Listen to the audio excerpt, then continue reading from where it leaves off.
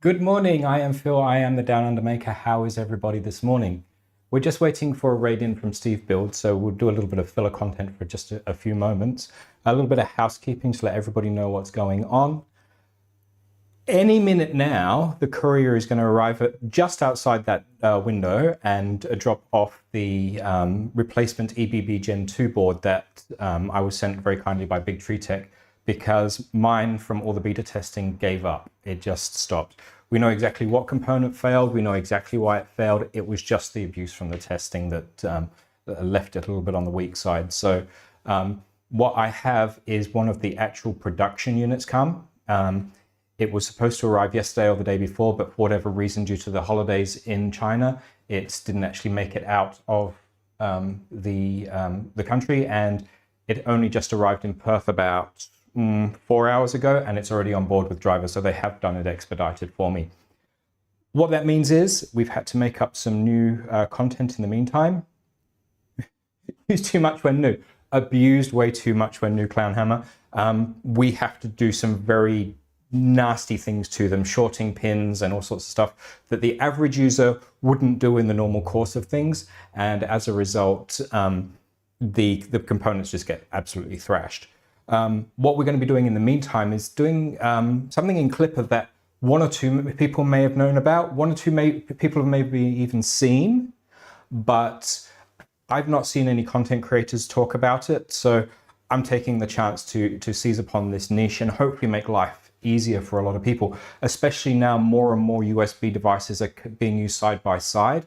This new process, well, new-ish process, it's been around for a little while in Klipper, should hopefully help people keep things under control. It didn't let smoke out per se, it just stopped. So on board these devices, there's a special chip designed to sacrifice itself. And to be clear, it's not the toolhead board that's at fault, it's the injector board. The injector board has not only fuses, but it has an electrostatic discharge chip on it. That electrostatic discharge chip has given up. That is a replacement part.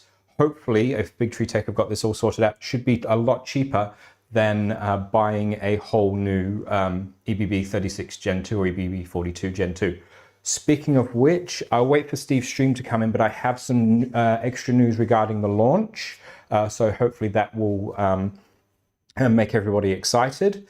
But yeah, so what we're going to be doing is we're going to be using a feature that's in Klipper to actually name our devices. So rather than having those awful long E66, J1492, whatever long codes, we're going to actually use a feature that's been there for a little while to actually name our devices. So it'll say USB RP2040 SKR Pico, which I've got on my desk, or toolhead board, or whatever you want to call it. You can actually name the boards whatever you want, which should hopefully, if you've got, say for argument's sake, you're running a stealth changer with multiple toolheads, you're going to probably have 4, 5, 6 toolheads, all with the same hardware in them. And you're not going to know easily from looking at them which toolhead is which and why and how. And if it's just spitting out MCU, E66, whatever is missing, which toolhead is that? That sort of thing. So hopefully this process that I'm going to demo will make life easier, and it will mean that people can identify what their hardware is much more easily. So looks like Steve is just about to wind up. So I will get this all ready. And here we go. There's the raid in. Hi, Steve and all the gang. We've just been filling in a little bit of time while we waited for you guys to get your act together and do that prize draw. Why doesn't everybody just enter when they join? Anyway, so what we're doing today is we are talking about Klipper USB IDs. The way Klipper normally addresses devices is based on the serial number of the chip on board, whether that's an STM32 chip or an RP2040 chip. It will just simply use the serial ID of the chip itself. What we can do is we can actually change this and make it a meaningful name, so that if you're using a stealth changer or something with or lots of other devices that are all using the same chipset, it's going to make it much easier to tell them apart. Why we're doing this? Hopefully during this stream, fingers crossed, The replacement EBB 42 board will arrive from Big Tree Tech. It failed on me after lots and lots of testing. These boards are very fragile once they've been abused in the way that we abuse them in beta testing. So, oh yeah, everybody seems to have real names on my stream. That's much better than what was going on in Steve's. So, you're an upgrade. Normal is subjective, I agree, Clownhammer. So, without further ado, and now we've got everybody on board, let's have a look at what I've got going on my desk. There we go. Oh, here's Liz's mugs in the way, 1 minute. So, what we've got going on is lots and lots of doohickeys. SKR Pico, because it's an RP2040 chipset. One of the, I think it's the FISEC buttons. Can't see a name on it. But it's another RP2040 chipset. And a Raspberry Pi Pico, which I've just simply taped to the desk here because it's so light it moves around with the cables. And salute to the handles. So what we're going to be doing is we're going to be using the meaningful names process that's available now in Klipper to actually make sense of this so that we don't have just 3, 4, 5, 6, 7 RP2040 boards. We actually have something we can use and make sense of. A bunch of you may know that I wasn't available last week for my stream. That's because Mrs. Maker had done something very nasty to herself. And just to bring everybody up to speed, that's her ankle. As you can see, lots and lots of hardware. She's a cross between the Terminator and I don't know what. But yeah, she's got pins, she's got screws, she's got plates. It's all very fun. Let's go down to that one and a much closer in view of what's going on. So, quick explanation. SKR Pico, Raspberry Pi 4, the FISEC buttons, the Pi Pico, and this, in case you've never seen one before, is a voltage, current, and everything else meter. It's also got some PD triggers and all sorts of other stuff in it, which allows me to use a PD power supply, which you can't always do with Raspberry Pi 4s of the first batch because they didn't have a proper PD chip on board. So who have we got here? We've got Brad, we've got Nick, we've got Don't Knock It, Wiki Central's here, Joseph's here, Patrick, Emmanuel, and a whole bunch of the usual regulars. So welcome aboard, everybody. Now, let's jump into Putty. Will it load? Let's play Will It Load. It loads. Okay.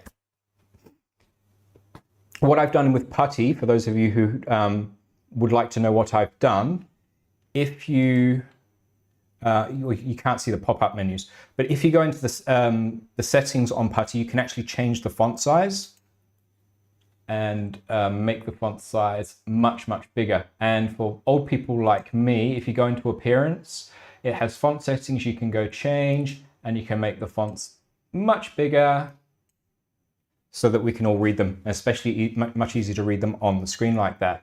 Now it looks like I'm losing the bottom of the screen, so I'm just going to inch that up slightly. I apologize if that's mucked up the way you can see it, but it was just not quite showing properly on my screen, so I'm making sure that everybody can see it.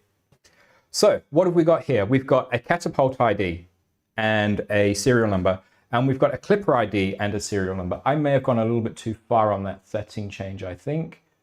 So let's just run that again and see if it will do line wrapping for us. Yes, it does line wrapping, so that's going to make life easier. So we've got a Klipper ID and we've got a Catapult ID. Catapult ID means that it's only been flashed with catapults and it's not been flashed up to Klipper yet. And the Klipper ID means that it's already been set up and it's already got Klipper on board. Now, what we need to do is be able to tell these devices apart. And at this point in time, the only way we can tell these devices apart is by unplugging one. So I'm going to unplug the SKR Pico and we're going to run the serial by ID request again. And as you can see now, the SKR Pico has disappeared, and that's the one with the 454 address. We're left with the E66 address, which is the buttons, and that's all we've got. So what are we going to do to fix that? Well, what we're going to do is we're going to jump into the Klipper folder, so CD Klipper. Just rearrange my desk a little bit so I'm a bit closer. And we're going to do what we normally do, make menu config. And we're in. Now, all of what you're seeing here is exactly the same settings you'd see on Esoterical's site, Big Tree Tech site, whoever's site that you use for setting up Klipper. What we're going to show you is the part that isn't normally explicitly dealt with. So when you're using communications USB serial, that's the only time the USB IDs will be available. Unfortunately, this stage doesn't work for CAN bus. Not the end of the world, but at least we're getting there. So what we're going to do is we're just going to pretend we're doing something else for a second. So at this point in time, it's serial. You can't see this menu, but if we go into USB serial, you get to see the USB IDs. When you go into this, which is when you are looking at most of the setups, you'll see that it's set to the little star USB serial number from chip ID. What that's doing is it's getting the chip ID, the serial number from either the STM or the RP2040 chip, and that's what it's working with. So if we go down here and untick that, all of a sudden it opens up this dialog. So let's go into it, and it gives us the ability to type in numbers. And my testing has so far has only given me luck with lowercase. You can put lowercase text or digits, or both. You can use both, that's no problem. So what we're going to do is we are going to flash the SKR Pico first, and we are going to call it BTT SKR Pico E5. So it's going in my end of 5, so that's what we're going to call it. And we hit enter. That's all gone into place. Let's press escape to back out of this menu. Let's just check we've got everything else set up. Definitely set to RP2040s, definitely set up for the 16 kilobyte Catapult bootloader. Optimized stepper code. I don't know what that does, but everybody seems to be saying to use it, so I'm doing it. And we're going to hit quit, and we're going to hit yes. Now, some of you on my stream last week will have seen this. I'll give a brief explanation because there's plenty of people here who probably won't. Not last week, 2 weeks ago. When you do a make, I prefer to always do a make clean first to make sure that nothing weird is cleared. Nothing weird's going on. Cannot create an outboard link, permission denied. Never seen that one before. Let's try sudo su and give myself sudo permissions, because that should bypass that. Make clean. Created symbolic link, and make space dash. Now, if using a Raspberry Pi 3 or some of the lower boards, I would thoroughly recommend only using J2, which gives you access to 2 cores and basically tells the compiler to use both cores of the chip. I'm using a Raspberry Pi 4, which has 4 cores, so I'm actually going to say use 4 cores -J4. And what that does is it just means it runs through the compiling process quite a bit faster. Thinking.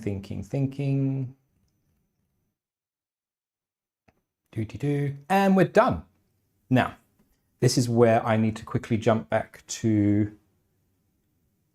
what's going on here and check LSUSB.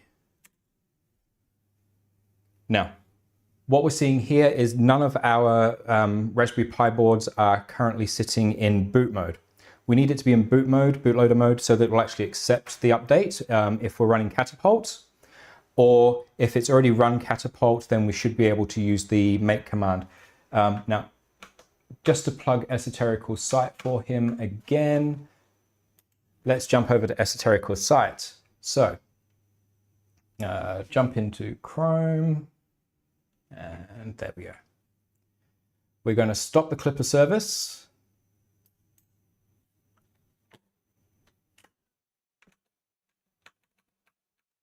Can I put both of these on the screen at the same time? Let me try.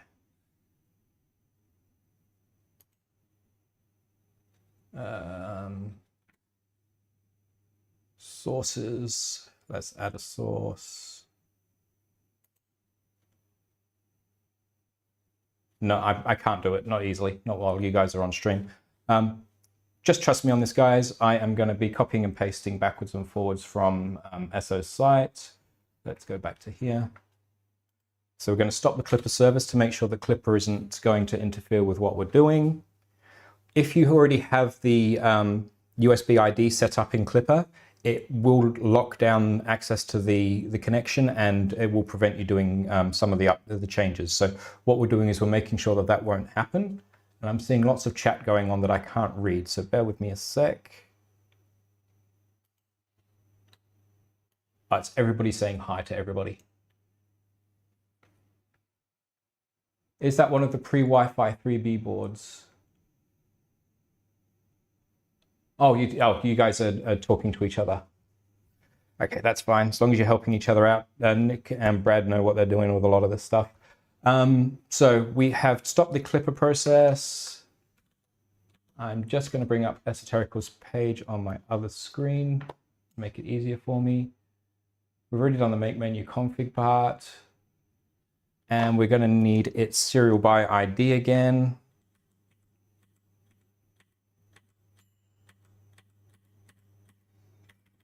That's right.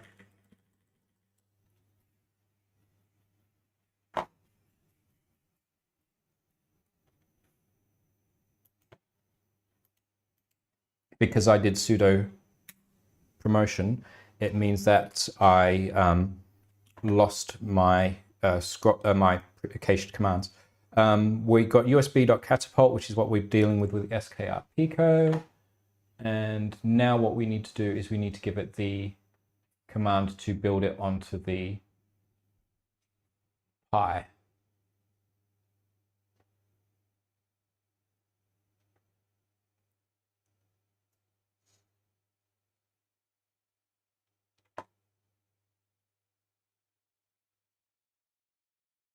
There we go, make flash. So what we've got here is with the generic command from Esoterical's page, and it was, remind me guys, was it the 44? It was the catapult one we were flashing, wasn't it? Yeah. So we need USB catapult, that one, and we need to go here.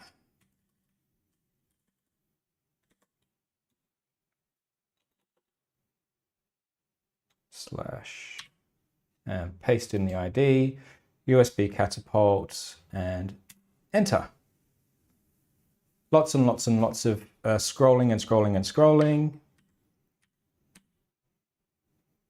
Let's do an LS-USB. So we do have both of the IP2040s in place, and it's gone out of bootable mode. And let's just check the serial by ID. There we go. BTT SKR. I missed the C out of Pico, but E5, and that's now ready to put into Klipper. So that's done. Let's actually fix that because that's going to annoy me. And it gives me a chance to show it off one more time. Make menu config. Now, this is actually a really good thing for me to have to do because it reminds me of something. This is a double-edged sword. I want to make this very, very, very, very, very clear. You can cause yourself hassle, heartache, and stress if you forget to change this ID. So if you put two devices with the same ID, all heck breaks loose. Don't do that to yourself. Make sure that you're checking the, if you're going to do this, check that you've got the name set each and every time. So let's hit enter, and we now spelled that correctly. Let's go Q, press yes. We're going to make clean again. And we're going to make with the J4 on it, if I can find it. There we go. Let's do it super fast.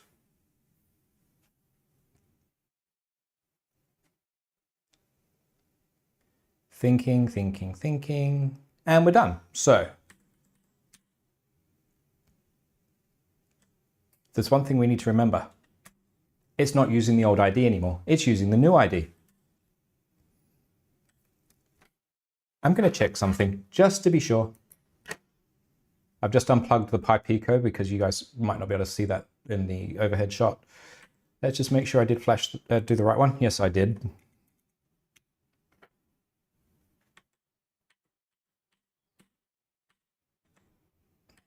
So make flash, and this time we need the new USB ID, which is this one, USB Klipper RP2040 PIO. Enter. Flashing, flashing, flashing, and let's go through this serial by ID, and we've fixed the typo. So what we've done is show that it's very, very simple, very, very easy, and super fast to do. And we've changed that ID over. So now we've got that done. Let's move across to doing the buttons. Now I can't remember what brand it is, so I'm just going to simply call them macro buttons when we do this. Make menu config, USB IDs. My keyboard's doing strange things. There we go. And we're going to call this macro buttons. And we're going to go escape to back out. We're going to escape again to save it. Yes. Make clean. Hi Martin. Hi Tulsa Skin. Hi Joseph.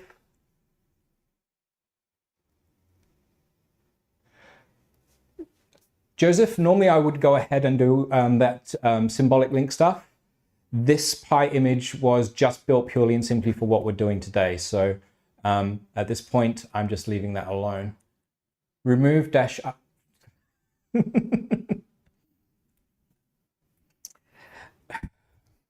Nick.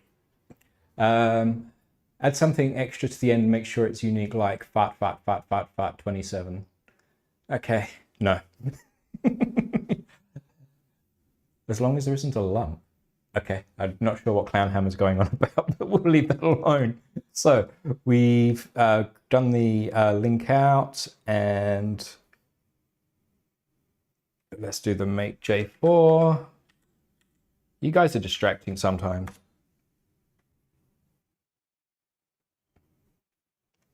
Now, why did I get all this happening?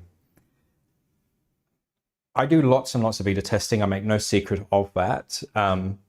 Who I test for, there's a bunch of companies. Everybody knows that I test for Big Tree Tech, but there's a couple of other companies as well. And it was becoming unwieldy. My poor Voron over there has so many different parts in it from so many different manufacturers, it's hard to keep track. So when I saw that this was available, I did some playing, did some investigating. What I did was at first to experiment, I actually just got a plain old Raspberry Pi Pico, and I tested on that. I didn't want to particularly risk any of the beta gear or any of my paid for gear, but with these Pi Picos now are about $6 US, so it's not a big deal if you end up damaging it. So that's where all this started for me. So that has finished. So what we need to do now is we need to get our IDs again so it's easy to find, and we need to find our flash command. There we go. Delete all this off it.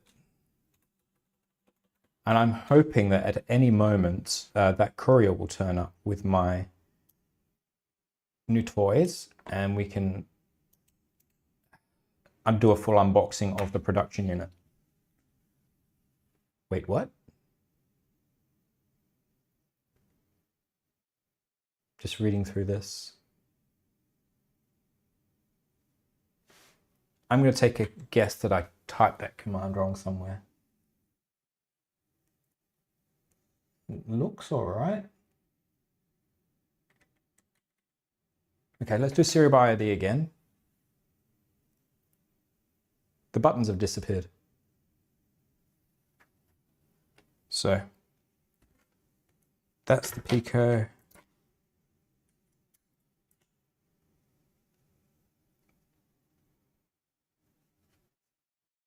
Give it a moment to finish booting. There we go, they're back.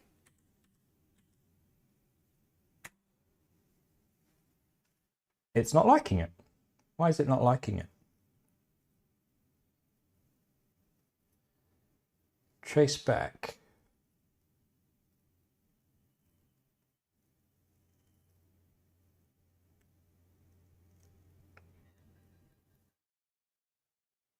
Has anybody got any ideas?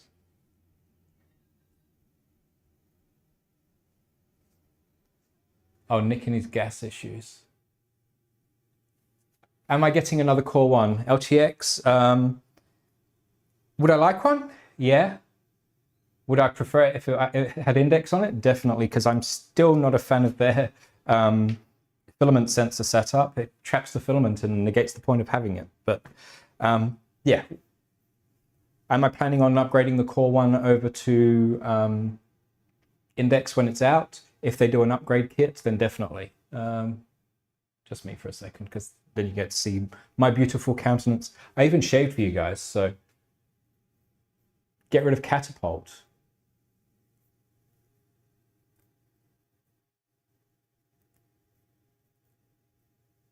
What's wrong with Catapult? It's not dealing with Catapult at this point. Are the buttons in flash mode? The Klipper service should still be disabled, but that's a good point. We'll make sure it is. We'll scroll up to the disable Klipper. Okay. Are the buttons in flash mode? Shouldn't need to be in flash mode based on what I know, but let's do this.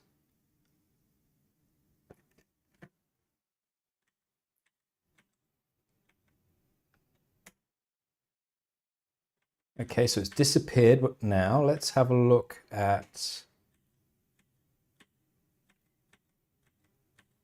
Let's just do an LS USB, see if it's still sitting there, but in boot mode now. Okay, it's in boot mode. So let's try...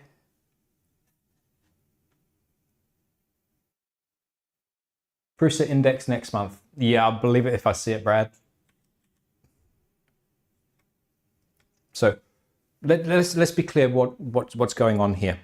At this point in time, something about the buttons with their RP2040 chip is not wanting to take the flash. It did when I did my tests the other day, ahead of the stream, but it's not taking the flash now. So we've tested that and made sure that the Klipper service is stopped, so that can't be interfering. And what we need to do now is we need to try the alternative method for doing a flash, which is to send the flash to the USB serial number. Now, it's not the USB serial number, the USB ID address, which is this one. Let's go to Putty.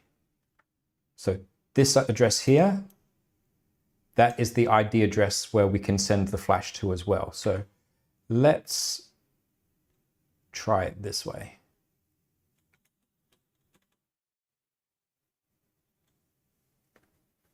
2E8A:0003.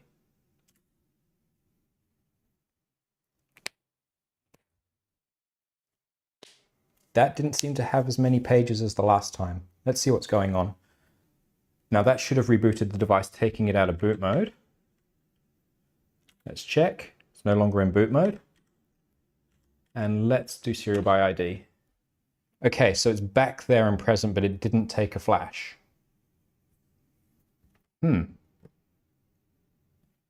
Let's try the normal flash process again.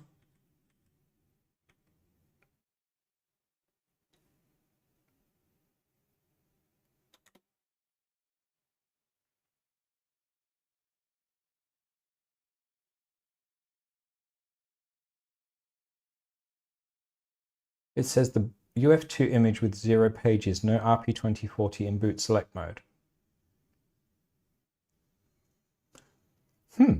Let's try rebooting the Pi and see if that solves the issue. I've not had this issue before when I was playing with it and practicing, so let's do reboot and enter.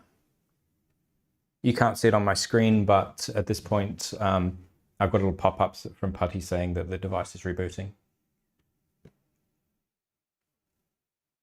Yeah, USB cables have been a bane of my existence for the last couple of weeks, Tulsa Skin. I've just gone out and ordered some replacement USB cables for all my OBSBot cameras. I did some testing using a friend's gear the other day to test what was going on with the USB cables, even the ones supplied with the cameras, and they were all failing back to USB 2. So I've ordered some USB Gen 3.2 cables to try and resolve all those issues, and hopefully, fingers crossed, that will mean that I can actually stream at 4K properly again. So at the top of my screen, you guys can't see this at the moment, but it says that PuTTY is inactive. I'm just doing a restart session, and there you can see it's already coming back.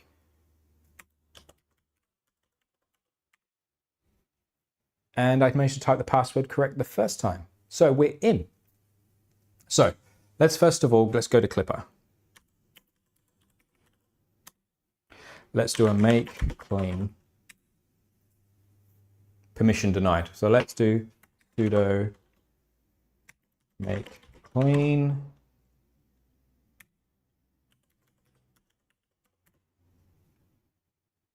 And that's gone through. Let's do a make menu config, enter. Let's check that this is all still how we want it, still set to macro buttons. So that's fine, press escape, make -J4.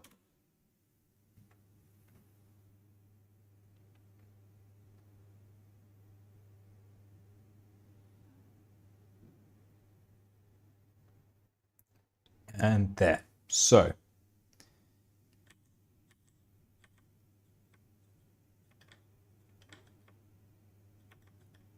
serial by ID, and now we've got it as the E66. So let's go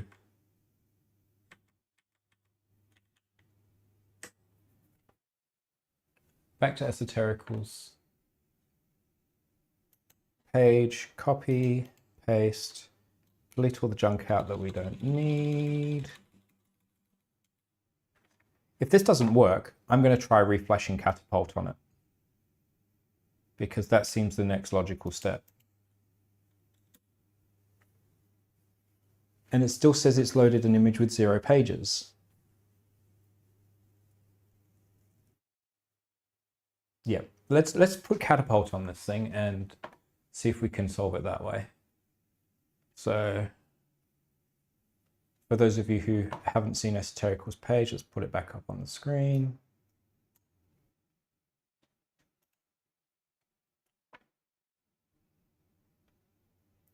Now, I know that this has got a new install of Catapult on it because I only did it yesterday.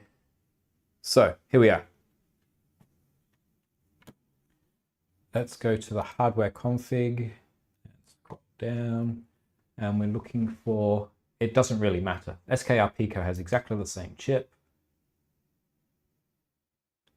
but on SO's page, it's going to show us how to put the board into the right mode. But what we're actually interested in here is the Catapult config. So let's just quickly check that. Raspberry Pi architecture, W25Q080, build cam boots, do not build.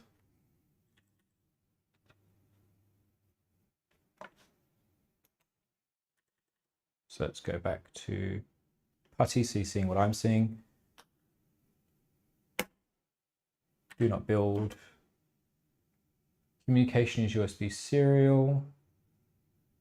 USBID, we're going to leave as chipset for now. Let's just make sure that's the chipset. Yep. And it says on SO's site, support bootloader entry on rapid double click of the reset button and enable status LED. I'm going to set that as well. I'm not sure if it actually works on this board, but I'm going to leave it as is. So escape, yes, and ready to go. So make clean, creating symbolic link, and make -J4.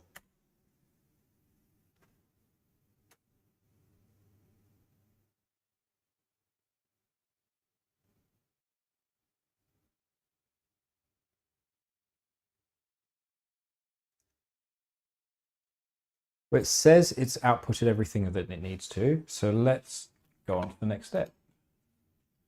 Let's go back to the instructions.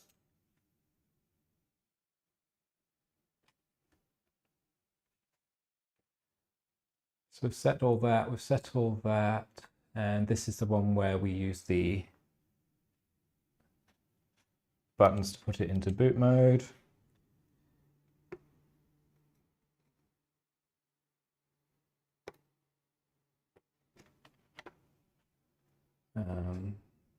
So I've just used the buttons on the back of the buttons to put it into boot mode. So let's go back to PuTTY and go LS USB. And we can see that it is in boot mode. So that's fine. Now we need to make flash and the USB ID. C, paste. And loaded UF2 image with 22 pages. So we've got 22 pages loaded that time. That's what we should be expecting to see. Now, what we should have is a new address, but this time it will be a catapult address.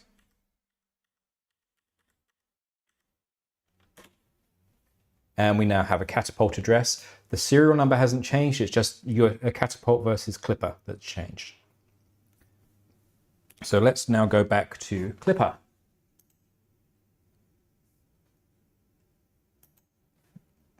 We did a reboot in there somewhere, so we'll make sure that we have the Klipper server stopped. And we are in. So let's go through this all one more time, make sure we've done it right. We need to go to the Klipper folder, that one.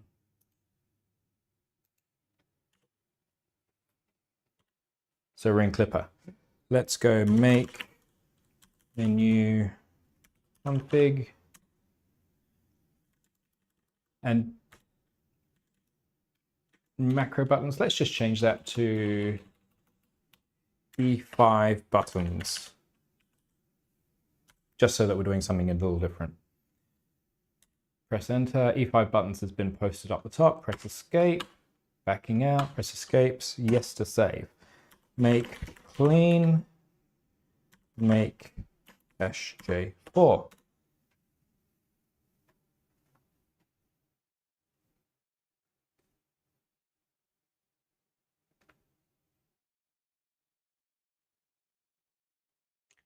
Thanks, JP, for the like. Everybody else hit the like button too. Virtual interviews, nice. Hopefully you end up with an amazing job out of it. Oh, you're doing the, oh, now I get it. You were talking about your 3D Brintopia interviews. Okay. I thought you had talking about job interviews for a moment. So that's all in the Klipper folder, and let's go serial by ID, so we've got it easily available for us. Copy the command across.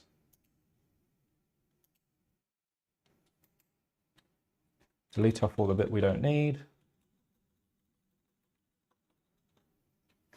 And grab it, post it, and hit enter. That looks more like it. Did everybody see what happened there? It just worked. Don't know why. If in doubt, reflash catapult by the looks of it. So let's do our serial by ID. And now what we've got our SKR Pico E5, and we've got our E5 buttons. Did we want to go for broke and try this Raspberry Pi Pico if it's still working? Let's try it. Cable. I do have a cable here somewhere for it. There.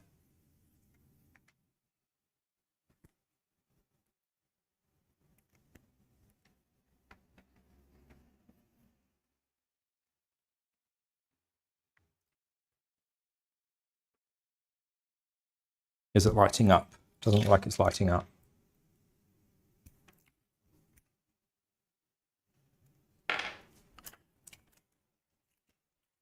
Just try another cable just in case, because as people have been saying, USB cables are the bane of our existence. Put that one to one side.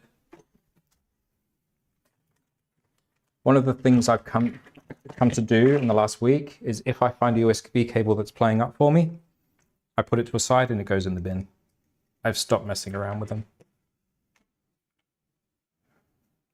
Now what I'm using is a little adapter that takes it from Type-C to micro USB. I wonder if this was in my spares box because it wasn't working. I'm just going to see if it connects to Windows. Bear with me a second, please.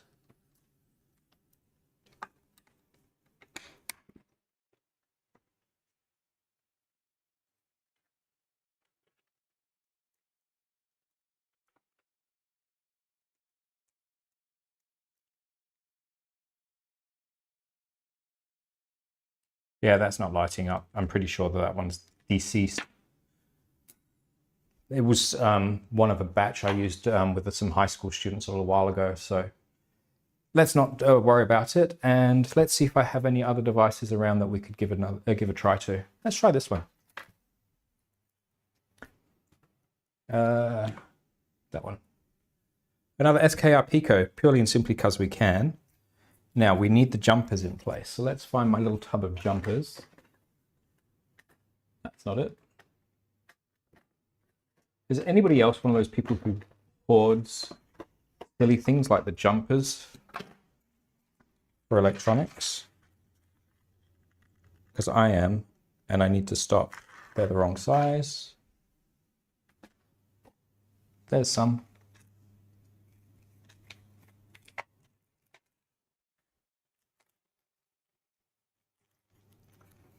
Smash that button, people. Exactly. Everybody like me. Like me, damn it. Like me. I'm only here for the likes.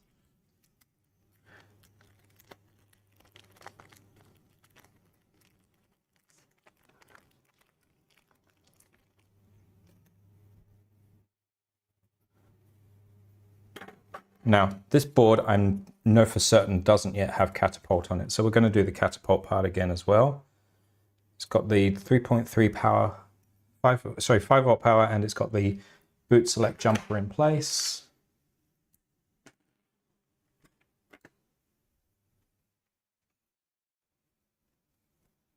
I buy jumpers, never have enough. Yes, because I put them in the bin and they're gone again. As if BTT were send 5 times the connectors in my next purchase. Well, I am desperately hoping that the EBB Gen2 turns up while we are on stream, because if it does, it means we get to do the full unboxing as if it's you guys opening it, and that will be awesome. And if we get really desperate, we can go through this whole thing again. Toskin, how long have you had your Core 1? What's the first thing I should do? Okay, let's be clear about this. I won my Core 1 on Nomad's charity stream. Eternally grateful for the win. The printer, either whoever assembled it in the factory was having a bad day or something else strange going on, because it's not been the perfect printer that everybody who loves Prusa seems to indicate. I've had niggly things that have annoyed me. I had a clog in the nozzle that was simply irrecoverable. I ended up having to take the nozzle all the way out of the tool head and then use a 1.75 millimeter drill bit to drill out the... This is the nozzle. Is this the one? Yeah, this is the one.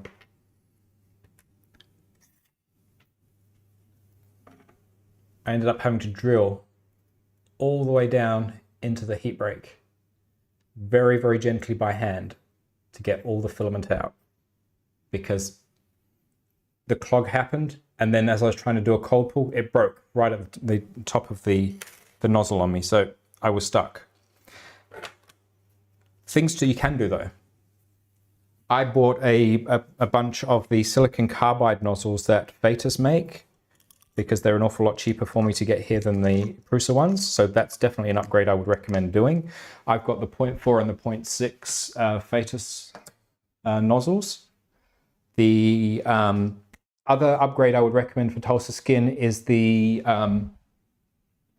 printable filament box. Now, I found out about this printable filament box from a short that came up on YouTube. A guy designed it, uploaded it to Printables, and then Prusa thought it was so good that Joe gave it 11 gummies out of 10 in terms of function and usage. It's really nice. The way they designed it, it was a little tough for me to actually implement exactly. But what I did was, rather than using the seal that they recommended, I have some gasket foam. So I stuck that in place of the seal. It's worked pretty much flawlessly for me. I have it set up so that there's a little bit of PTFE right at the top here, and it feeds into the PTFE that's part of the printer, or I can feed it straight from my Sunlu S4. Oh, that's a bit loud. Things that I would do, and I'm still planning to do, I'm going to print up one of the mods which somebody very kindly sent me to make the lid on a hinge, because getting into the printer sucks if the lid is constantly riveted down. The reason for that, I have had nothing but difficulties with my filament sensor. So there's a filament sensor just above this little orange bar. You might be able to see it. There's a filament sensor in here. On mine, and I don't know if it's the same as everybody else's, the filament goes past the little marble in the sensor, and then the marble traps it. So if it's supposed to tell the printer that it's run out of filament, awesome, it does that bit, but then the printer then can't eject the filament because it's trapped by the little marble that makes up the sensor. So you're kind of stuck there. You can't eject the filament. So you end up having to rip off the top. You end up having to get the PTFE out of the tool head, which is slowly damaging that little bit of PTFE because the little claws on the fitting they use. And yeah, first time around, it took me about 40 minutes to get my filament out. Yeah, it was Tulsa Skin. Yeah, it was you who sent the hinge. So yeah, definitely print that. And the other thing that I would definitely print, if I can find it here, the nozzle doohickey. So what this does is it actually fits. Typical. It fits here onto the printer. You slide it over the sock. Actually, this is not the sock one. There's a sock one here. So there's two versions, one for with a sock and one for without. It kind of latches into place over the two screws that hold the fan in, and it allows you to unscrew the nozzle and screw the nozzle in without knocking everything out of alignment. You built yours and you love it. I really, really, really wish that that filament sensor wasn't the bane of my existence, because that's the thing that currently, it's like an abusive relationship, honestly. I want to love the printer, but that filament sensor just makes my life so hard that I just can't stay in love with it. It's like love it one minute, hate it the next. Must be something off with that one. Maybe what I need to do this next week, or maybe in a couple of weeks once we've finished with all the Ender upgrade stuff, is print me a new filament sensor block, install it all, and see if that solves the issue. Fingers crossed. I've got plenty of filament around for that sort of stuff, so let's get that done. Okay, back to what we're doing. We were plugging in that other SKR Pico. And let's see if it shows up. It doesn't show up. Why isn't that showing up? Let's see if it shows up with an LS USB. Putty.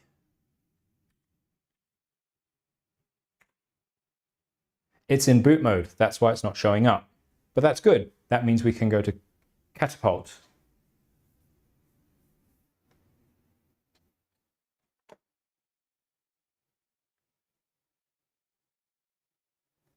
It's not the filament path itself that's the problem, Joseph. It's the marble, the little ball bearing. It actually is what's causing me the grief. So the ball bearing pops just too deeply into the filament path, and that then prevents the printer being able to push the filament back past it. Not the end of the world, but I need to get to the bottom of it eventually, because that's what's really holding me back from loving the printer. So this Pi Pico is in boot mode. So we now need to flash it with Catapult. So let's go back to SO's guide.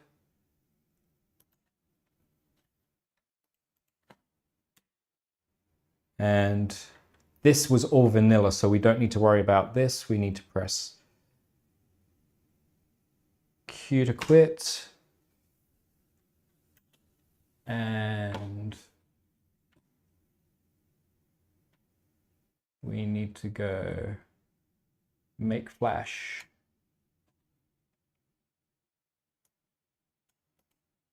Come on, there we go.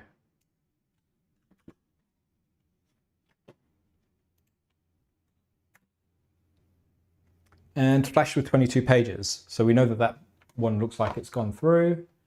Now, we know the Klipper service is stopped. Let's go back to the Klipper folder. And we're in.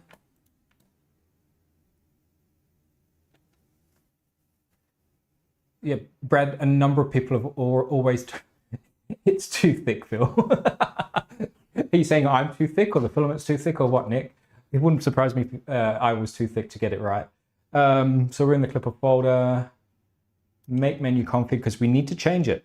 Because what will happen if we don't change it? We will end up with a conflict. USB IDs.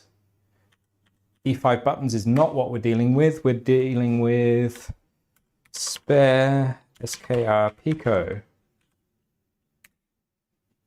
Q, yes.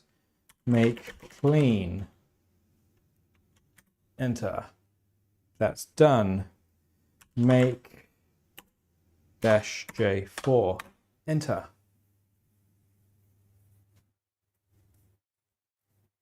Doop-a-doop-a-doop-a-doo, and that's there. Now, what we should do is we should do a by ID, so we've got it available again. It's not showing by ID.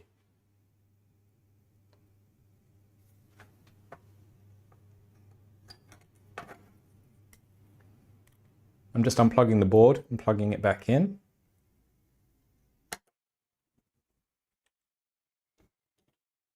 There we go.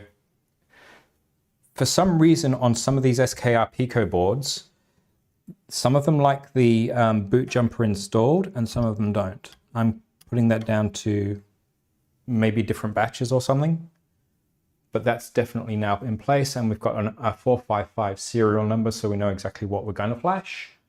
And copy the make flash across and delete all that.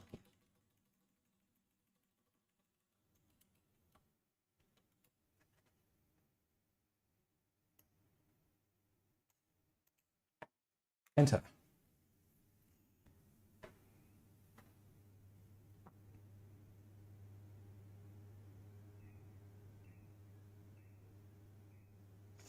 Okay, different set of errors to last time at least.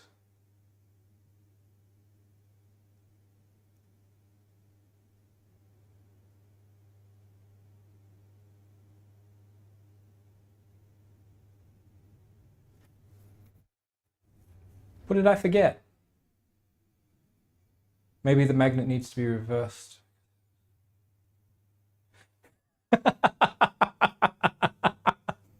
Okay, Reverend. For those of you who are new to the channel, there was a time that I did try, because I got it from Nomad and he's always the one who says that he builds printers upside down for Australians. I did try and print with it turned upside down, but the load cell didn't like it. It was all lumpy and weird. So yeah, I very quickly stopped that attempt.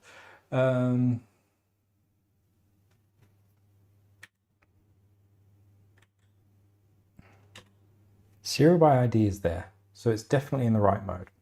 Let's do LSUSB. And it's not in boot mode, which it shouldn't be in boot mode for what we're trying to achieve, so that's fine.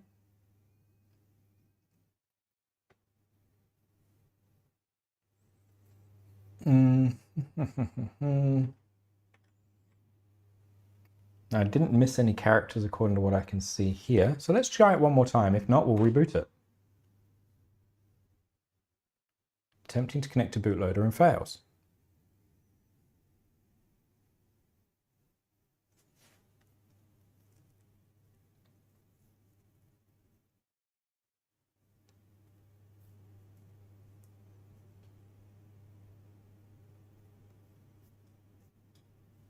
See?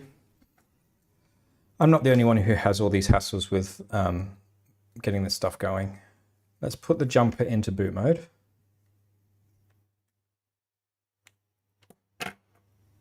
Power the board back up. I think you guys need to see a bit more of me. Let's make that a bit bigger. There you go.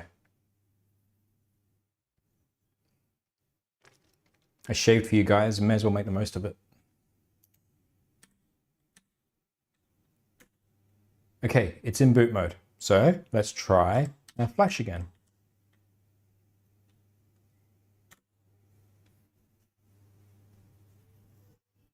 If it's already in bootloader mode, try the other command. Let's try the other command then.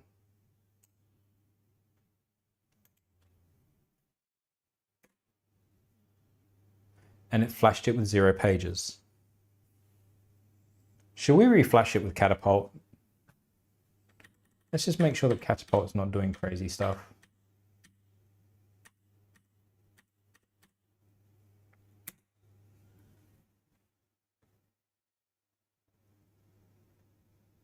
All the boot mode stuff is a pain. I don't normally have this much trouble with it, Brad. I mean, it's possible that we are pushing these things a little bit hard by having so many all plugged in at once, but I've done more than this in previous attempts. I don't ever find firmware stressful. I just find that sometimes the flashing bit does wonky things. So we are in Catapult. Let's go back to SO's guide and scroll up a little bit. And we know that we are set up right. And it's exactly the same command as we just used to do this bit.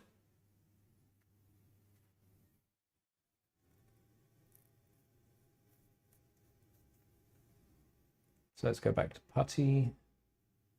Yeah. And it says it flashed the UF2 image with 22 pages. Let's see if it has put it out of boot mode. LSUSB.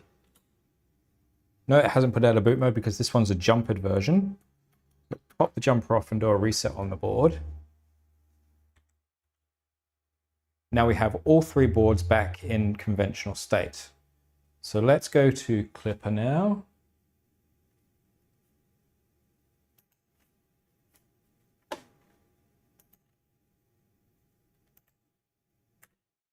Let's go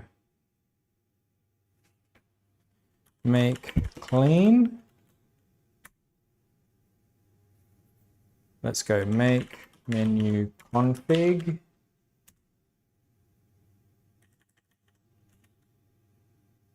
Spare SKR Pico. I'm just going to call it spare Pico. Maybe I'm making this a bit hard for myself by making the name too long, because that's what we changed on one of the others, and we made it shorter and it worked. So let's try this. Q, yes. So we are currently not in boot mode, we are in normal mode.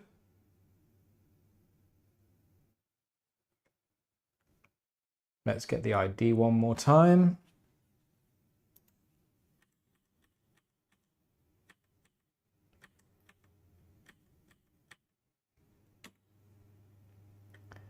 And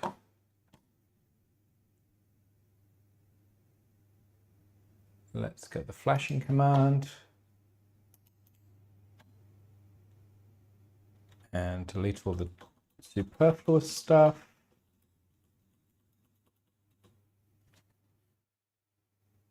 USB catapult, paste, enter.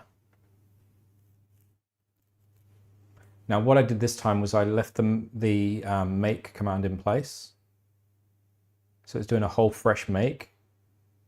And it's doing it a lot slower. I don't know if you noticed because there was no J4 in there. So it's a lot slower than it was previously.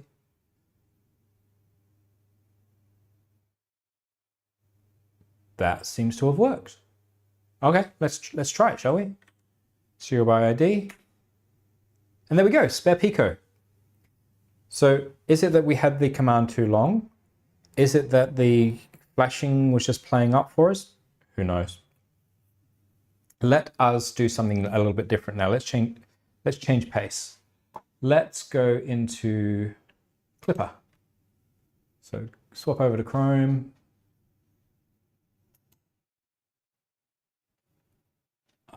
One sec.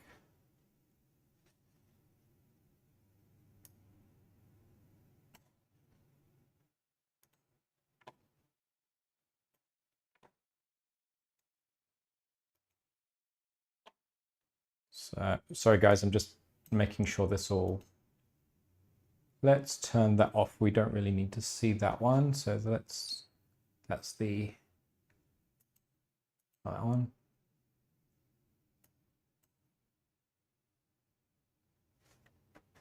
So now we can see the website a little bit better. And let's go to 192.168.1.93. Now we know that this is going to not be working. Let's go to machine and printer config. Devices, USB, refresh. Here we go. So as you can see, well, you might not be able to see this. Can I make it any bigger? Can you guys see that it's saying there? Catapult and on in circles. I just flash in Klipper and skip catapult. That's all right for your projects and what you're doing, but when you're dealing with a lot of the stuff that I'm doing where you've got multiple machines and you've got machines you might not be able to turn over to get to stuff, it's just easier to do the catapult because it means you don't have to do that kind of stuff. You don't have to turn machines over to get to SD cards. And by making sure that everything's got catapult on it, just the way I prefer it. So we have SKR Pico E5, E5 buttons, and we have the spare Pico. So we've got all those MCUs there. Now, what we need to do is we need to make sure that we get that ID for the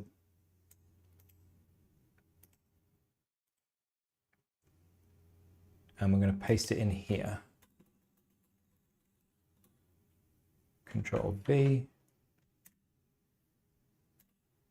and save and restart.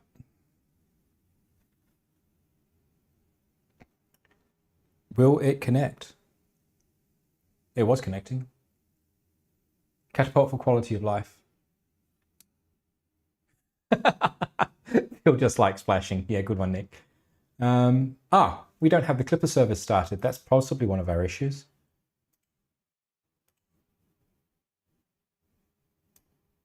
So behind my face, I've just gone into the power button on the UI, and I'm just starting the Klipper service because remember we stopped it so that we could do all the flashing. Oh, hi, Kleinhammer. Presumably that's hello again. And we are in. Let me make my face a little smaller so that we can see any errors that are going on. Heater bed is out of range because it's not plugged into anything, and so is extruder. So let's go to printer config, go down to heated bed, and just for giggles, I'm going to open up the temperature ranges on these things to min temperature -50.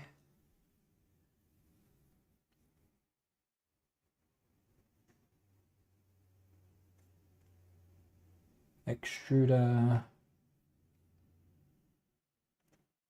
min temperature -50, and save and restart.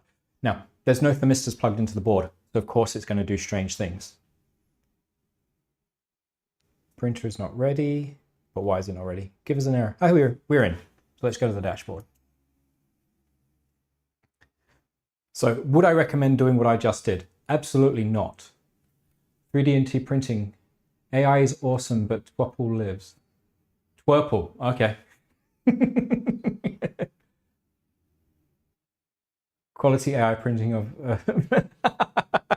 Okay, for those of you who haven't been watching 3D&T printing for a while, how long is it, Dave, that you've had that printer? What, 15, 16 months? And it hasn't managed to complete a print? It finally managed to complete a print after swapping out the extruder stepper motor like twice or 3 times or something. But he's managed to finally get it operational and he's completed a whole print on it. Woohoo! So, where are we at? Back to me. We have 2 temperatures that here are obviously erroneous. We've got minus 31 degrees on the extruder and minus 34 degrees on the heated bed because we don't actually have any thermistors plugged in. Would I ever recommend opening up the settings on a config like that in normal circumstances? No, I just wanted to make sure that we could get to this point. Let's have a look at our configs. Now, for some reason, I have a HBB config in here, not the buttons config for the buttons I've got, but we can at least set the ID address up and E5 buttons.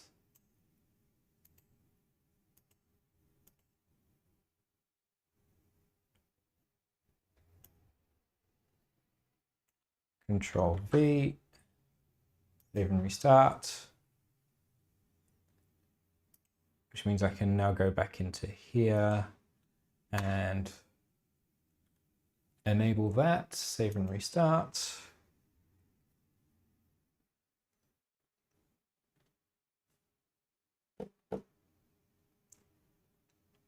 And well, that's all live, hopefully. And all of my macros have turned up, because a lot of those macros are actually set in that HBB config. Now, what I'm assuming is at some stage I've copied the HBB config to this printer and the chips are the same, so hopefully it should, maybe that's what I was hoping. It's a while ago since I even put the buttons onto this printer. It was just there sitting in a box and I wanted to add it on. So yeah, let's have a look. We've got about 50 minutes left in stream. The courier time slot was any time from about 10 minutes from now. So has anybody got any questions about what we've been doing or anything else? Just having a look at chat. Chat's over here. In fact, let's move chat in front of the camera so I'm not staring off screen all the time. I think the AI is hallucinating again and making the video of your printer look like it's working. That's pretty harsh.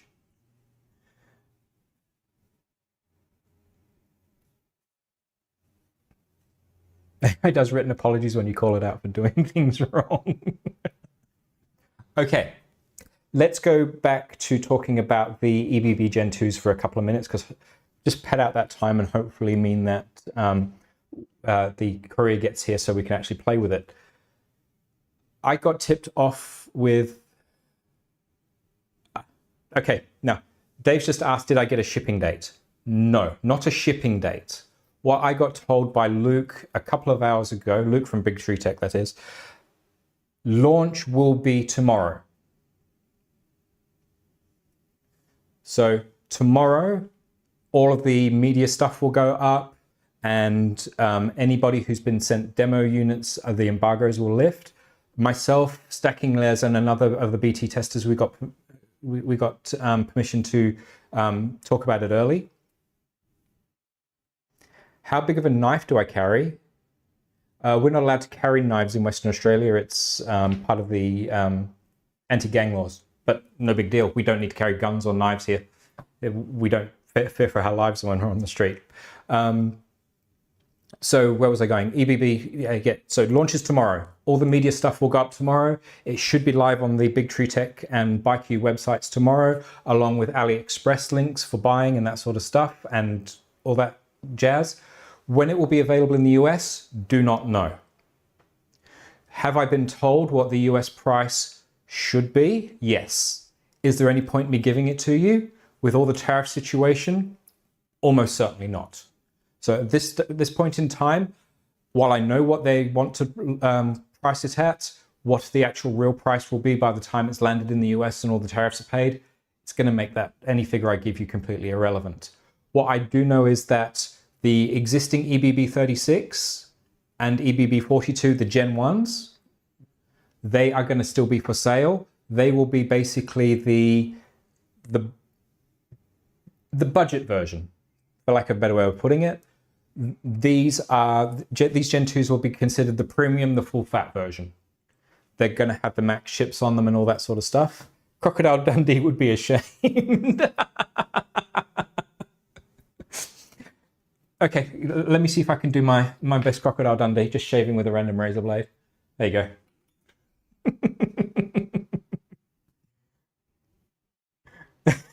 Ruined by gang laws. Okay. You guys are determined to sidetrack me. What I can tell you is this. I am standing in my workshop. I am seeing out onto the road in front of my house, because my house is actually built about 10 feet above street level. And some mornings there are kangaroos bouncing past in people's front yards just opposite me. So let's get back to the EBB 36 and 42. The current versions will still be for sale for the foreseeable future. There is no immediate intent to replace them. Why? The bill of materials for building the Gen 2s already costs Big Tree Tech more than what they sell the older versions for. So the cheap version, the easily accessible price-wise version, will be remaining with the version 1.2, I think it is, of the 36, and the 1.1 of the 42, and these will be marketed as the more premium version of it. Let me grab it off the machine, because that's no big deal to do, and I'll give you guys a rundown. Now, the actual board on my machine is not broken. It's not the tool head board itself that's had the problem, it's the injector board, because the injector board was subjected to some very abusive testing for the short circuit testing, and the electrostatic discharge protection chip let go. But it let go after hundreds of hours of testing post. So let me just unplug it. Damn it, just lost a M36 on the floor, which I can guarantee I'll find in bare feet tonight. So let's go to this one. So let's go over this one more time for everybody so they know what's going on with this. It's the XT30 plus 2+2 connector for the input onto the board, so standardizing it across their range. Standard GST XH for the motor, stepper motor, and all of the rest of the headers are PH. Yes, I know people are going to moan, but the only way they could still meet the form factor is to go with PH. Individually voltage selectable fan ports ×3, so three fan ports. One has a tacho port facility on it via GPIO, so you can set your heatsink fan for your the hot end to have tacho on it, and be able to be assured that that's actually running. We also have the reset and boot buttons available on this side of the board. The original prototypes, we only had the one button and you had to short a jumper, and it was all on the back, so you had to remove the board entirely to do any programming. And yeah, it's all here. Let me see if I can bring up the documentation without doxing myself or anything else. I know how I can do it. I can do it in Edge.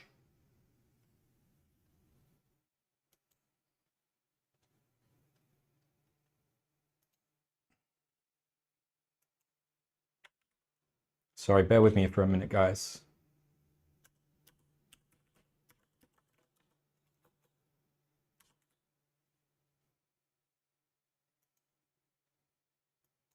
That's not letting me. Let me see if I can do it via Office.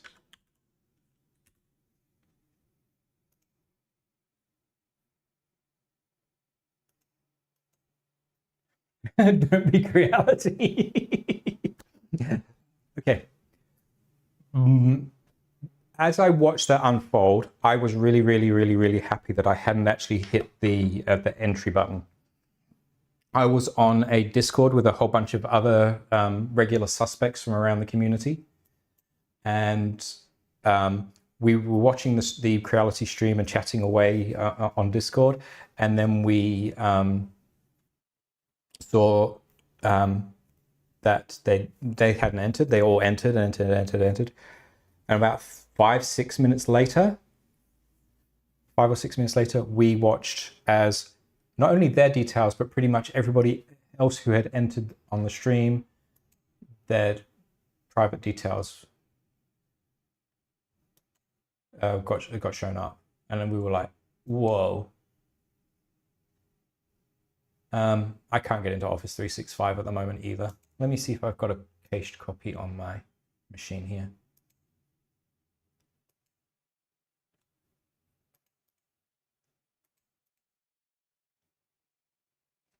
That's not it. That's a screenshot of somebody getting doxxed.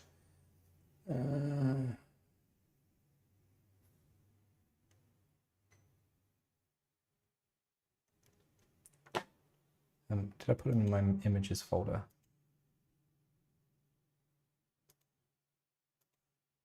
No, screenshots maybe.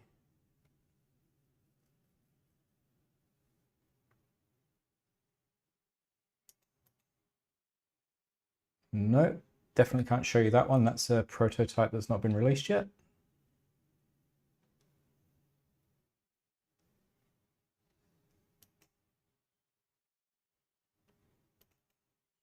Can show you this though.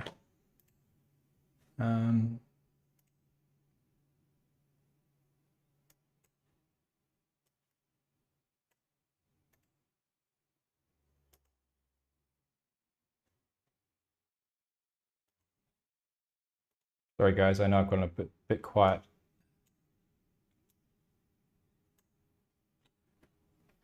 Let's go to Chrome. Let's play Bullet Show.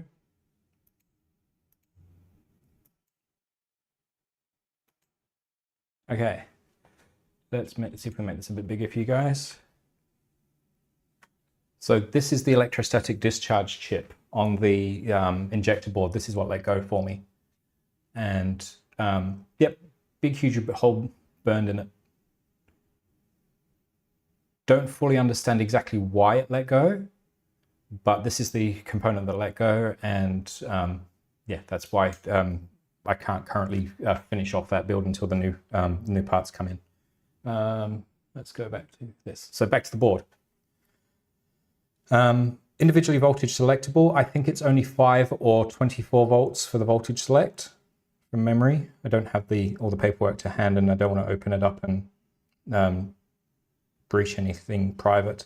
And something very important that I'll bring to your attention. Let's see if I've got this one zoomed in.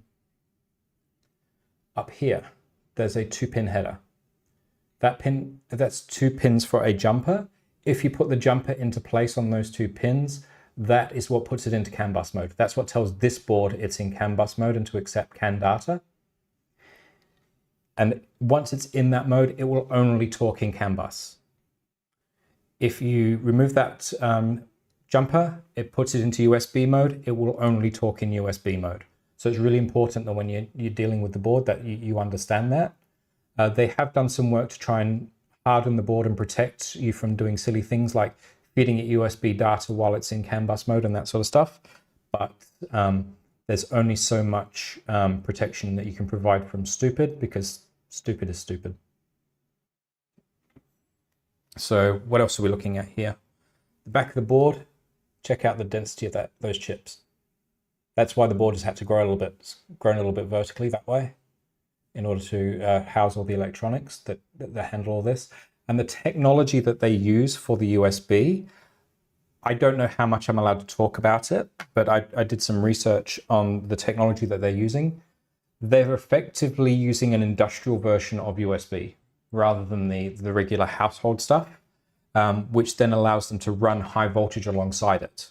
It's actually set up in a way that actually allows it to transmit the USB data alongside 24 volt power rather than alongside the normal 5 volt that's conventionally used.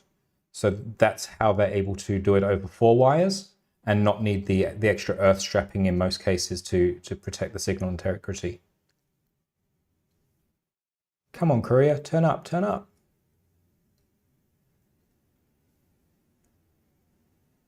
No, that's somebody delivering food next door. So yeah, any other questions from you guys? Let's see if we can find my chat again. They should charge $36.20 for the EBB 36V2. Based on what I know, it's going to be more than that. So, yeah, stupid is as stupid does. Exactly, Killer. You can try and harden things as an engineer, but there's only so far you can go. You can put a railing on the side of a bridge, but somebody's always going to drive a bigger truck through it and end up in the drink. I'm just putting all these spare jumpers into my bag so I don't lose them. Put them in that box so I don't lose them even more. Come on, ask me some questions, guys. Probably 40 or slightly under to compete with a Nighthawk. Give it some AC. I'll give it some air conditioning, but I'm not putting 240 volt mains through it. No, definitely not.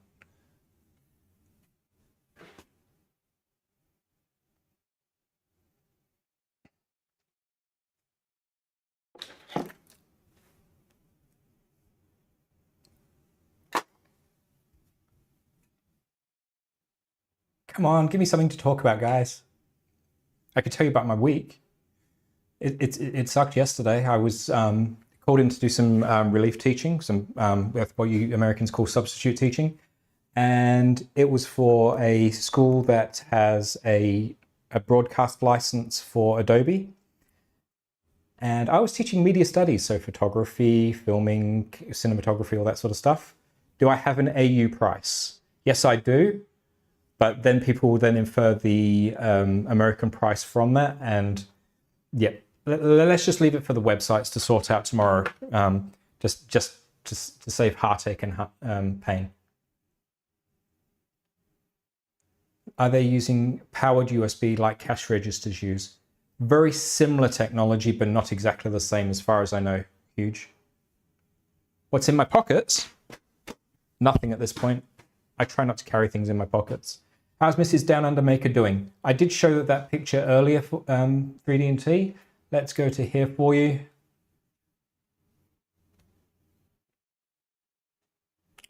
So we're dealing with a huge long plate.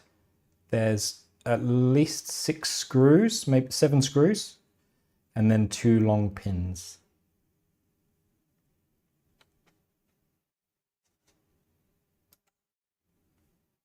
You guys don't want to see that. Go away. That one. Let's go back to me.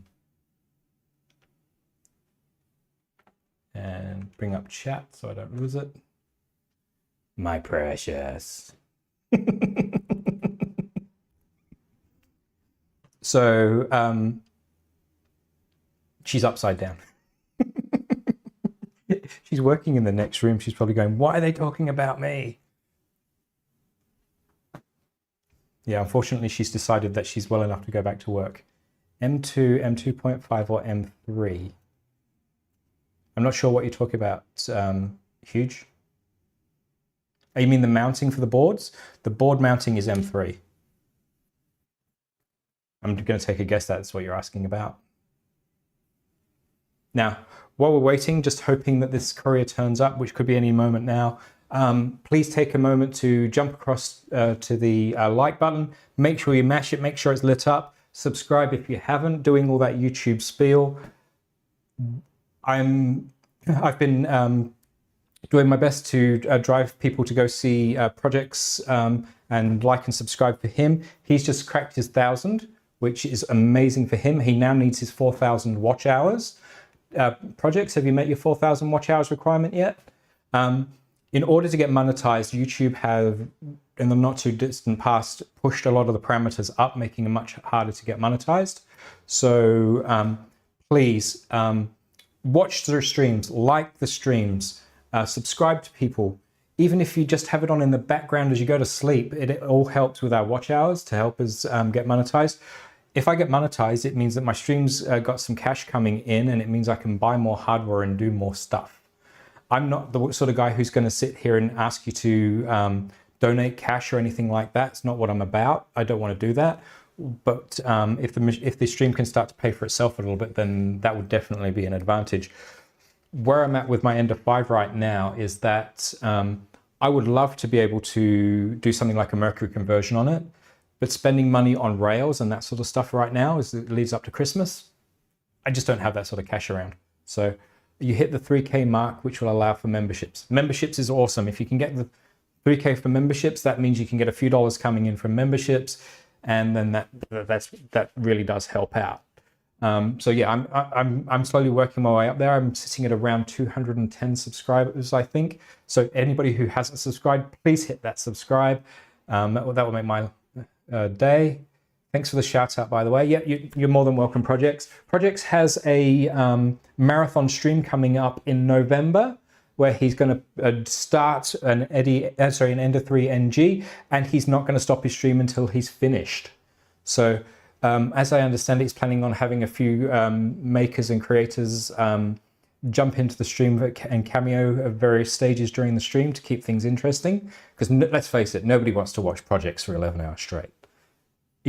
I mean, he's a good friend of mine, but I don't want to watch him for 11 hours straight. So if you feel like you wouldn't mind jumping into his stream and saying hi to everybody for a few short minutes during his stream, I'm sure he would be more than happy for you to jump in and help pass the time and egg him on and whatever.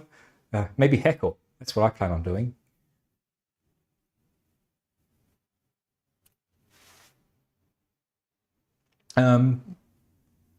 There's a really good chance this guy is not, this career is not going to turn up during the stream. So rather than dragging this out and making this boring, let's have a quick recap of what we've talked about.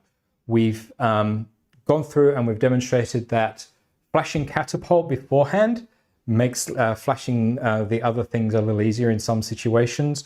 We've talked about flashing USB IDs that are meaningful rather than using the chip ID, so that you can help keep all of your devices in check. If you have 4 or 5 RP2040 based devices in your machine, it's really hard to keep track of them. I've had that issue with my Big Voron because I use for most of my beta testing, and the ability to be able to give hardware meaningful IDs rather than just the serial numbers makes life a lot easier when you're dealing with bigger, more complex machines. I gave you a quick talk through of my niggles that I still have with my Core 1. Do I love the machine? I want to. Do I love it yet? No. Am I going to print out a new filament sensor block? Absolutely. I'm also going to print the hinges that Tulsa Skin was very kind to send me the details for, to make the lid easier to deal with. What that's going to mean, though, is I can't use it for storing stuff. I have had my son's 3D Sets truck parked up there some of the time. For those who haven't seen it, 3D Sets roadie truck that I built for my son. He's only 2. He loves running it around like it's a little Tonka truck. And up until recently, it was living on top of the Core 1. Why isn't it on top of the Core 1 anymore? I printed gyroid, and it went shimmy, shimmy, shimmy, shimmy, shimmy, and fell off. So I don't do that anymore, but it has got my heat set press up there at the moment. So that's what's going on. Future for the, after we've finished the Gen 2 install and got my Ender 5 running again, I haven't decided, to be honest. What I'd like is some ideas. Is there a version that uses roller bearing rather than ball bearing? I don't know projects. That's what I'm going to have to investigate. A roller bearing like they use in the I can't think straight at this point. I've had so much going on today. Like in the box turtle, that might be a way to deal with it. Do you know any real world benefits to 9mm belts? Only if you're doing crazy, stupid voltages and speeds. Don't do what? Print in gyroid or put stuff on the printer when in use. Don't mix the two at the very least, Dave. Oh, you're 5 minutes behind. Always click live. Every few minutes, click live, just to make sure that you are keeping up with us. So, do you know of any real-world advantages to 9mm belts? If you're doing crazy high speeds, then yes. But to go crazy high speeds and stay at 24 volts, you're kind of pushing poop uphill in a leaky barrow. I can't go into details because of NDAs and things. My Voron 2.4 in the corner, its XY is running at 60 volts. It does ludicrous speeds that way outrun my hot end. So at this point in time, I would like to buy myself one of the new mini tubes. Hi, Troy. You've only just got here. We're just about to wrap up. Dude, this seems to be like your regular thing. So yeah, I'm currently way outrunning my hot end on the V2.4. So I do want to buy a tube mini, but whether I can justify it is the question, especially when that machine could well end up indexed in the new year. I am holding out for the index. I'm almost certainly going to put index on my Core 1 if there's an upgrade path for that. Whether there will be an upgrade path for it is still to be seen. And I suspect it might be quite complex and involve quite an expensive kit if they do. You've been lurking for a while. That's all good. So yeah, do I want index on this? Hell yeah. That might even solve some of my filament sensor issues because it's done completely differently. 50mm cubed is still better than the 23 I'm stuck at the moment project, so double the print speed would definitely be an advantage. Let's take that off before I do something silly and start a print and not realize. Just showing everybody that's the little tool that you can print. So it allows you to take the nozzle out and keep all the hot end properly aligned. Hopefully we get indexed soon for the Core 1. I'm hoping so, Tulsa the Skin. I want it in the new year. My recommendation at this point, if people ask me, and people have been asking me on streams, like in the chat, would I buy a Core 1 now? I would honestly put my money away and wait for the Core 1 index and see what price point that comes out at before parting with cash. Am I eternally grateful for the win of the Core 1? Definitely. But at this point in time, it's still that love-hate relationship. Projects are saying, oh, Rapido UHF will get you about the same and would be way cheaper. I've got an ultra high flow on the Ender, and whether it stays there or whether it migrates to the Voron, still up in the air. Again, it would probably come off if the index comes out and is close to what I want. Gets you just under 50. Now you got me thinking, projects. I've just spent all this time building this thing and putting it on here. Don't do it to me, dude. Don't do it to me. I'm one of those guys who likes to complete a project. Apart from Box Turtle, still not complete. And maybe that's what we need to get back to once we've got all this stuff done. Box Turtle, I had some problems with it. Some of it was mine, some of it was the kit's. It hasn't been the greatest of experiences, and it's kind of why I put it to a side. It was getting me very, very frustrated. It's like 99% ready to go. I have had a successful print on it. It didn't complete the print. It wasn't as bad as Dave's attempts at printing on his Voron 2.4, but I got to like 56 layers and 300 filament changes on it before I had a problem. So I'm quite happy with that. What is the depth in inches of a Core 1 to see if it will fit where I have it planned?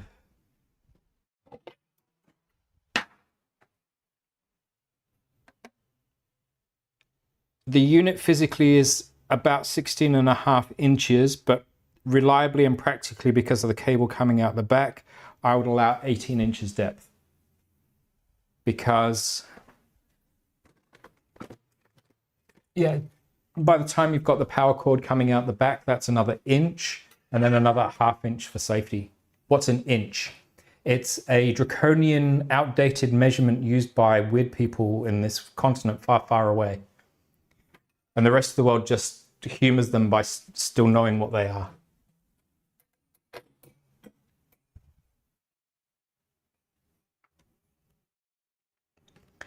You'll be humming and ahhing between index and stealth changer. I started doing stealth changer. I printed 4 tool heads for stealth changer. I have all of the tool head boards for stealth changer. I saw index and the promises that it made, and I decided to not spend any more money on it. Filomatrix sensor used tiny ball bearings too. Lot for humans. My brother lives in Iowa on one of those corn farms that you see in like the Twister movie and that sort of stuff. And he says it's an experience. The reason he lives out on a corn farm is he really, really loves his model steam trains. He has some live steam locomotives that he's built, and he loves to run them around on, he's got like 2.5 miles of track running around the farm that he likes to let loose on the world. I was looking at Mad Max. Oh, you're talking about toolheads. Yep. Honestly, I haven't even looked at Mad Max. I don't have the time to dig too deep into a lot of this stuff. It's enough just keeping up with getting things prepped for stream. You need to go look at what Mad Max is. Oh, same sort of position. Your brother's geographically near you. Oh, my brother's geographically near you. Yeah, he works for the state government, and he finds it frustrating. And he's constantly having locals say that he's stealing their jobs, but nobody could fill that job for 3 years until he came along. So yeah, by the time you add extruder motors and hot ends, I was putting together a stealth burner stealth burner assembly, and by the time I'd done 5, I think I was looking at about $600 Australian. Bearing in mind I already had motors and lots of prototype tool head boards around. In order to keep everything the same, I was planning on going Revo, and it was adding up fast. Mad Max is a tool changer for Vorons. I need to have a look at it now, but I can't see myself doing it. Iowa is very, very red, although I'm going to leave American politics to Americans. There's not. I have my point of view, but I won't comment. We can't be all perfect like Europe and Australia. Australia is far from perfect, but we have a very different outlook on our politics. In our politics, Australian politicians are all looked on as objects of ridicule and scorn. Doesn't matter which party they belong to. Very few of them are useful. And they're all treated equally as dishonest and crooked. You're in Wisconsin.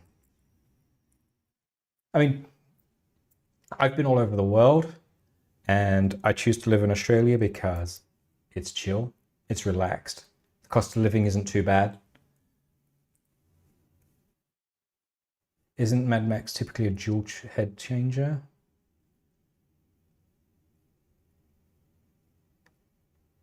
You skip on Mad Max unless it's got Mel Gibson in it. And all the anti-Semitism that goes with it. Okay. It doesn't look like this board is going to come within a useful time for us to be able to work with it. So I'm going to call the stream for today, and next week we will dive in. First thing we're going to do is we're going to use everything we've learned today, and we're going to flash it to be have a useful ID. Once we've got the useful ID onto it, we're going to then mount it onto the ender, and then we are going to get this silly thing printing after what, 5-6 weeks of 6 streams of not working. Waiting for index. My wife has a family in Australia. We plan on visiting at some point, probably get killed by a spider. Patrick, You leave them alone, the Australian wildlife will leave you alone. I've been here for, let me just do the numbers, 35 years, because I grew up in the UK. And so far, I'm still alive. Trick is, don't annoy the wildlife won't pay any attention to you.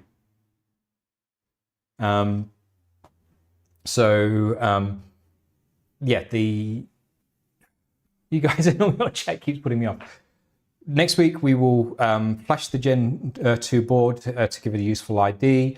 We will chuck it onto the Ender 5. We will button the Ender 5 up. We will have it printing, and then we can move on with a new chapter and do something else. It might be that we end up playing with these buttons and getting the macro buttons all programmed up. It looks like that's actually got some useful commands already built into it. So that's cool. Can you see that? You might not be able to see it very well on. Let's turn this overhead light off. There you go. 2 of the buttons are lit up, which means that the macros for them are functional and ready to go. So next week we will get this all going and go from there. Do me a favor, guys. Every time that the Voron people mention the next Vice, dare them to do it in Perth, Australia. It would be amazing to have it here in Perth, Australia, if for no other reason than everybody has an excuse to come visit. And beer is cheap, beer is cold, and accommodation isn't that badly priced either. You can all go and visit the local wildlife park and hug a koala and pick up an STD, as Brad keeps pointing out. You can see kangaroos if you just drive outside the city. You just need to drive 30 minutes south on the freeway and you'll be able to see kangaroos literally on the side of the road. Emus are a bit fewer and further between outside of the wildlife parks. They tend to be more desert dwelling. But yeah, the wildlife will not kill you unless you annoy it. So with that, I have been the Down Under Maker. We have been doing USB IDs and making them meaningful. And I will burnout competitions. Yeah, we do have some of those, but they tend to be in Canberra, which is what, 3,000 miles from here or something like that. Sorry, you distracted me. I have been Phil. I have been the Down Under Maker. I will catch you all next week, and it's time for me to hop on out of here. Bye, guys.